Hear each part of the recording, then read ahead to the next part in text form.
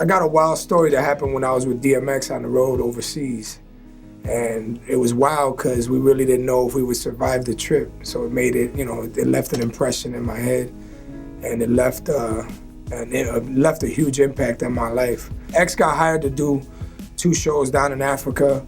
And I always wanted to go to Africa, and this happened to be one of the parts that we haven't been to yet. So, I was excited. We went down and we actually flew into a different country in Africa first. It was real modern. You don't want me to say names, right? It makes no sense though. It was a real, it was a nice hangout spot. We ended up staying there. We were supposed to fly out and we missed the flight, So we ended up getting to the next spot a day later than we were supposed to, but the shows were still scheduled for, Thursday and Friday that week. We had a pit stop, and then we were supposed to go to another one, but we was there so long that we missed the flight. I don't know if we missed it or it was canceled, but either way, we ended up getting to the other place the next day, which wasn't a big deal because we had nothing scheduled for that day anyway. And it was like an hour flight for a 2-hour flight max. We get to the other place, and the contract was Dog just had to do 2 shows, basically. And that's usually what he does, the shows and we out. They just happened to throw a whole schedule together for him, which was cool, Dog was in one of those moods where he was like, yo, I'll do whatever you need. They were treating him real hospitable, and we were all happy. And he ended up doing a morning show, which he's not a morning person at all unless he stays up all night. He did a morning show on TV live. Then the U.S. Embassy wanted to meet us. And that was real important in the story because meeting them, we didn't realize how much we were gonna need them towards the end of the story. We met them, they were real cool, Americans. He signed autographs, took pictures. They actually filled up my passport book with extra sheets because I was running out of space. And we had a good rapport with them, invited them to the show. So fast forward to the first show, off the chain. Mind you, we drove up to the spot where the show is, and it was an outdoor venue.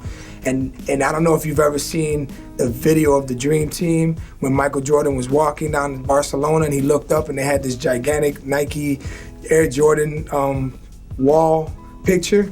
They had a DMX picture that big on the side of a building. And when I mean big, it was floors, top to bottom, just Dog. Mean picture. It was sick. So the whole vibe was crazy. And the streets was packed with people. We did the show, we killed it. All right, now this is 2 days later after we got there. We murdered it. So now we're having a meeting about the next show. We're all excited, and they speak Portuguese out there.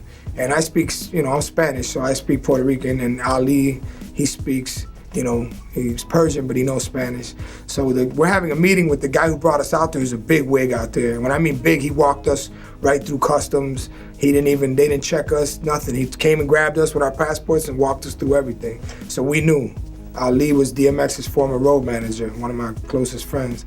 And so we're having this meeting, and all of a sudden the promoter decides that Thursday and Friday, which Thursday was done already, it was in the bag. Tonight's show's not happening.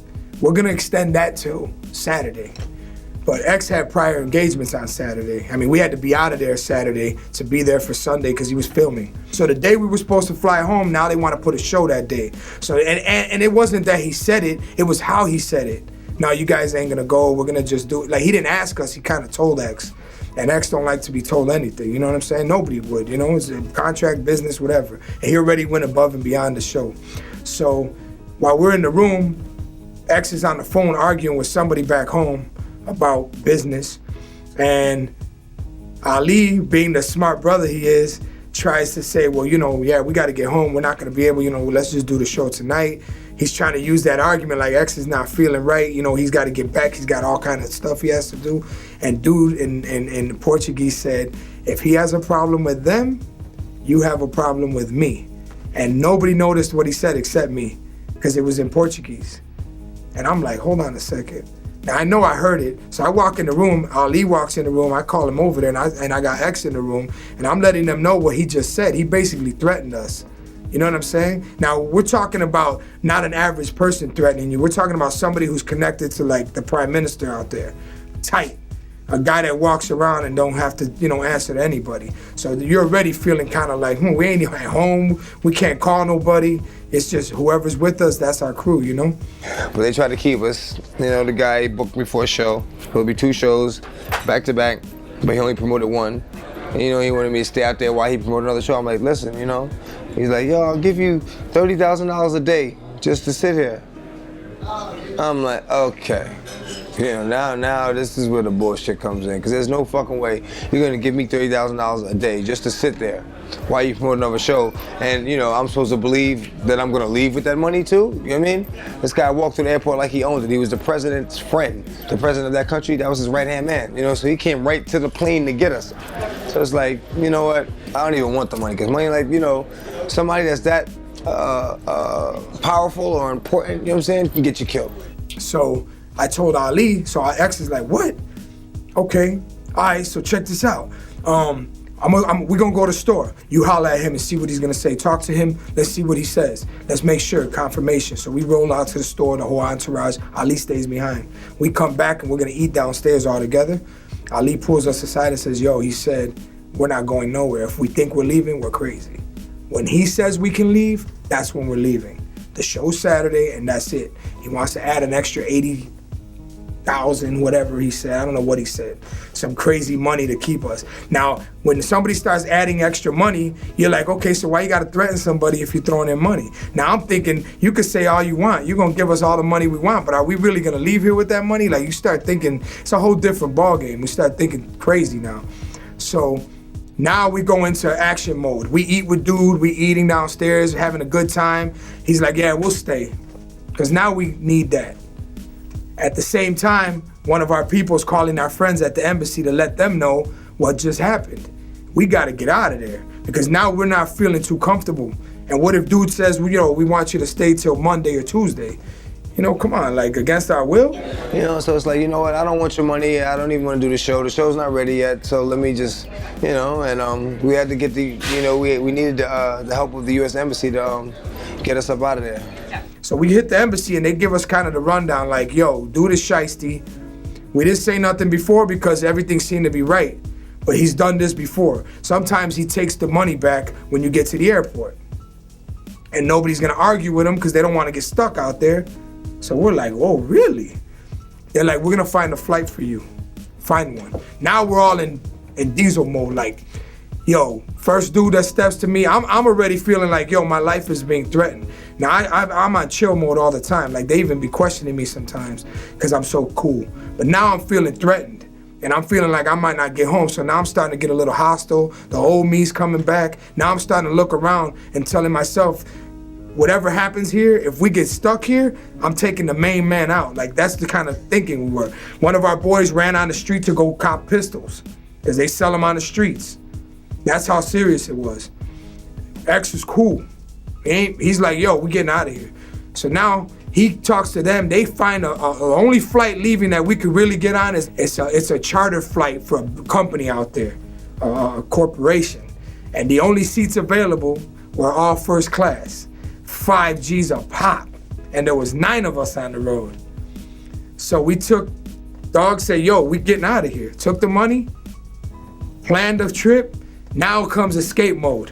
Now we got 2 big boneheaded security guards standing outside X's door at all times. Everywhere he goes, they go. So X is like, yo, I'm gonna take them back to the store because they're gonna follow me. When we leave, I'm gonna take 2-3 people. You go to, I got keys from other people's room. Y'all run to the rooms, pack everybody's bags, get them ready, get them downstairs so that when the embassy gets here, we can load up and be out. Okay? I'll take them away. Not even 2 seconds after he finished saying that, they knocked on the door. We're like, yo, what's up? They're like, yo, are you guys going anywhere? You know, with an accent, you going anywhere? And we're like, what? Nah, why? Oh, because if you're not going anywhere, can we go upstairs and lift weights? 20, 30 minutes, we'll be right back down. 2 diesel dudes, we're like, I thought they were kidding. And then I realized God had his hand on all of us. I'm like, yeah, X is like, yeah, it's all good, go up. As soon as they left the vicinity, we were all in our rooms, packing all our joints. The embassy called, they were underneath the building in 2 white Suburbans, bulletproof windows, all that. We run downstairs, drama. As soon as we get off the elevator, we have to turn the corner to get into the garage. And what's there? The entire window with the thousands of people that have been out there all night for 5 days. And a couple of his people see us and jump on the phone, and we're like, oh no. So we're trying to make the quick exit, and my man's giving them the heads up. So now we're like real nervous. And X is cool. X was gone already. I'm talking about us getting, everybody left over. We're not, when I say nervous, it's not like we were scared. It's like, oh, we're gonna have to take somebody out because we're getting out of here. We're set right now. We're not getting stopped. You know what I'm saying? So everybody was in that extra sitting backwards in the truck. We're driving down the streets flying. And when I say flying, it reminded me of every movie you ever seen in another country when they're trying to escape something. You know what I mean? It was that serious to me. I'm like, we still have to get to the airport where my man walked right through, has all the connections right there. I don't know if we can even I don't know what's gonna happen at the airport because now they got the heads up and they're on their way. We get to the airport, everybody's in line, dog goes, everybody goes, we go in order. There's 3 of us left. As soon as I get checked in, I turn around, boom, here are the 2 guys that were security that were watching the door. They started coming, they run to the side, they start knocking on the glass. They're like, I gotta talk to Ali. Ali, let me talk to Ali. Ali's like, no, we good. We ain't got nothing to talk about. And we start, trying to get out of here. And then the US Embassy do something you can't cross. Then the people from the airport, because this section of the airport is run by this corporation, and that's the money. So we were in a safe spot, but they still had access to us. So dudes wanted to talk to us, and I'm looking for main dude, like, where's he at? Because he's got to be coming. So, I'm needless to say, I'm like, man, we need to get out of here. So we start going, everybody starts showing up, and the windows start filling up with all these people that work for dude. So, I'm nervous. We still got to get up on the tarmac. We still got to lift off until we get up in the air. I'm nervous. I'm nervous until they tell us, yo, seatbelts off.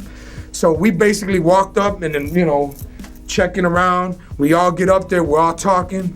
We on the plane, everybody's like, serious. X is like, yo, let's everybody get down, let's get ready to do this. We realized that Busta Rhymes is scheduled to be out there a week after us, a week after we left. So Ali picks up the phone, he calls Bust like, yo, I'm just letting you know, I'm not trying to scare you, but this is what happened to us. So you do what you gotta do, but you know what I'm saying? Because we don't know if Busta's been there before and he has a rapport with dude, but we're out.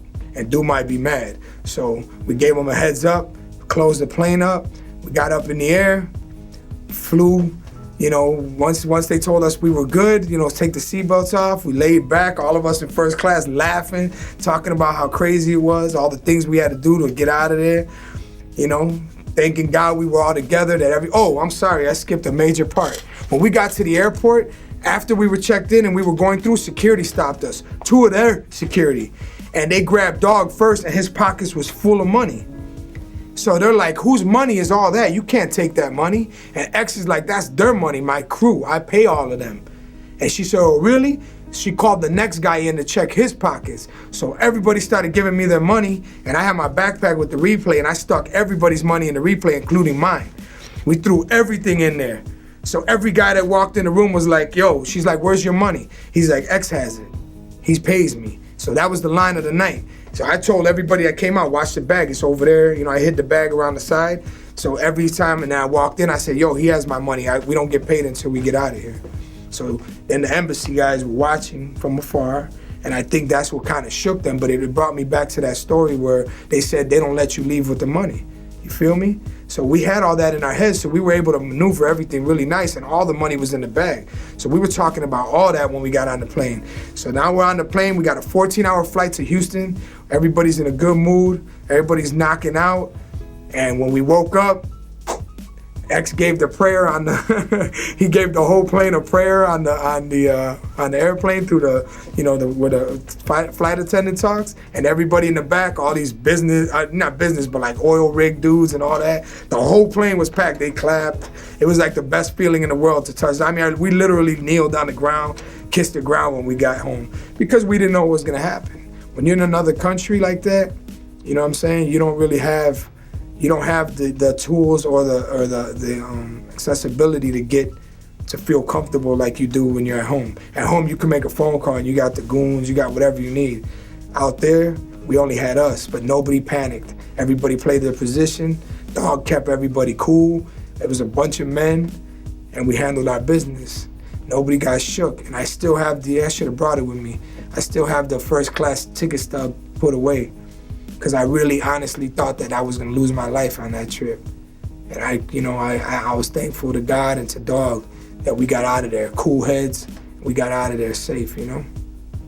But that was one of those stories that I could tell for the rest of my life and I still get chills. You know what I'm saying? Because I made it. And I made it with my crew. You know what I'm saying? Dog's real, man. I love him, man.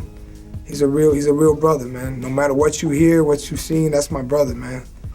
Definitely showed me a lot. When we've been through stuff like that, you know, that's where the men come out, you know? And we ain't never had a problem, man. Never. We've always handled everything as a unit. Good people, man. But that was a crazy story. I didn't know. Yeah? But it was by the grace of God that we made it. You can't front on those stories, man. I had a picture on my website that night we all took when we first made it through with the girl from the embassy. And I think I put something like, yo, the night that changed my life. Or I put something significant. The night that I almost lost it all or whatever, something, you know what I mean? Because it left that impact, man. I mean, damn, I've seen a lot of that. I've seen a kid get killed in front of a club one night. Yeah, I mean, I pretty much seen it all, you know, girls with bananas in the pussy. But that was a good story. I love that story.